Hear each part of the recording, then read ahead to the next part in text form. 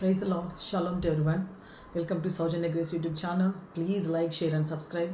మరి ఈరోజు మంచి మాటతో ప్రభు మన జీవితంలో ఆయన ఉద్దేశించినటువంటి మేలు ఏ విధంగా ఉందన్నటువంటి మాటతో మీ ఎద్దకు వస్తున్నానండి. ఈరోజు ఏంటంటే కనుక క్రొత్త నిబంధన గ్రంథం నుండి యోహాను సువార్త 5వ అధ్యాయంలో 1వ వచనం నుంచి 15వ వచనాలు మనం అక్కడ జరిగినటువంటి ఒక సంఘటనను చూస్తే బెతెస్దా కోనేరు గురించి బైబిల్ నాలెడ్జ్ ఉన్న వాళ్ళందరూ కూడా మరి విశ్వాసులుగా పిలువబడుతున్న ప్రతి ఒక్కరికి కూడా తెలుసండి. అక్కడ జరిగినటువంటి ఒక ఇన్సిడెంట్ చూస్తే కనుక మనము 38 ఏళ్ళ నుండి ఒక అతను ఆ యొక్క సిచ్యువేషన్ని, అంటే చేతులు కాళ్ళు కూడా సచ్చుపడిపోయినటువంటి సిచ్యువేషన్లో ఒక పరుపు మీద పడుకొని ఆ యొక్క కోనేరులో దిగితే స్వస్థత వస్తుందేమో అన్నటువంటి ఆశ కలిగి ఉండి అక్కడ వెళ్దామని చూస్తూ ఉన్న టైంలో మరి ఎవరు కూడా అతనికి సహాయం చేసేవాళ్ళు లేరన్నటువంటి ఒక మాట కూడా అతని నుంచి మనం వింటాం. ప్రభువైన యేసుక్రీస్తు మరి ఆ యొక్క బెతెస్దా కోనేరు దగ్గరికి వచ్చినప్పుడు మరి జరిగినటువంటి సంఘటన చూసినట్లయితే కనుక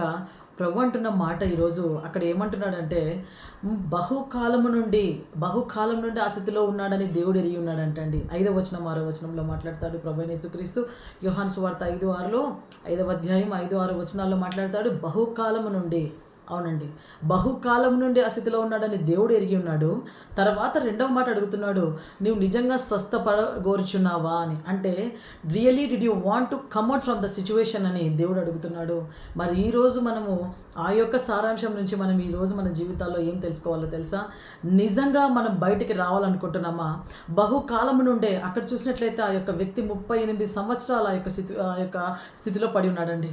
ఈరోజు ఎన్ని సంవత్సరాలు అయింది నీ జీవితంలో? ఎన్ని నెలలు గడుస్తూ వస్తుంది? ఎన్ని నిమిషాలు వెళ్ళిపోతున్నాయి నీ జీవితంలో? స్టిల్ ఇంకా నువ్వు అక్కడే ఉంటున్నావా? నువ్వు బయటికి రావాలన్న డిజైర్ నీలో ఉంటేనే దేవుడు కూడా చేస్తాడు. ప్రియమైన దేవుని బిడ్డ, ఈరోజు కొంతమంది కంప్లైంట్ చేస్తున్నారు, దేవుడు నా ప్రార్థన వినట్లేదా, దేవుడు నా కోసం ఇంతమంది ప్రార్థన చేస్తున్నా కూడా ఆన్సర్ రావట్లేదని కొంతమంది కంప్లైంట్ చేస్తుండవచ్చు. ఈరోజు కొంతమంది తల్లిదండ్రులు కూడా బిడ్డల కోసం ఇంత ప్రార్థన చేస్తున్నా ఎందుకు మా బిడ్డలు మారట్లేదని మీరు అడగచ్చండి. ఎప్పుడు ఎందుకు అనే క్వశ్చన్ మార్క్ కంటే ఇక్కడున్న ఆన్సర్ మనకు తెలుస్తూ ఉంది. ఏంటంటే, నీకుగా నువ్వు బయటికి రావాలనుకుంటున్నావా అంటే నీ స్వశక్తి చాలకపోవచ్చు. దేవుడు సహాయం చేస్తాను అంటున్నాడు.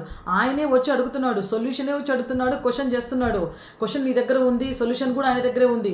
మరి నువ్వు విల్లింగ్గా ఆ సొల్యూషన్కి ఒప్పుకుంటున్నావా?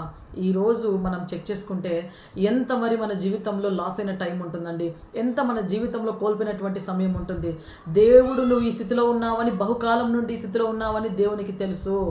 నువ్వు అడుగు. ఈరోజు ఖచ్చితంగా ఆయన నీకు ఇచ్చినటువంటి అవకాశాలు ఎంతమంది ద్వారానో ఎన్నో రకాలుగా ఆయన మాట్లాడుతూ ఉంటాడు ప్రతిరోజు. నువ్వు ఒబే చేయి. డెఫినెట్గా ప్రభువా, నేను నా రక్షకుడిగా అంగీకరిస్తున్నా, ఈ సిచ్యువేషన్ నుంచి నేను బయటికి రాలేకపోతున్నా, please help me, teach me, guide me, instruct me. ప్రతి ఒక్కటి నువ్వు అడిగినప్పుడు డెఫినెట్లీ దేవుడు నీ పట్ల గొప్ప మేలు అనుగ్రహించి నేను మేలుతో తృప్తిపరుస్తాడు.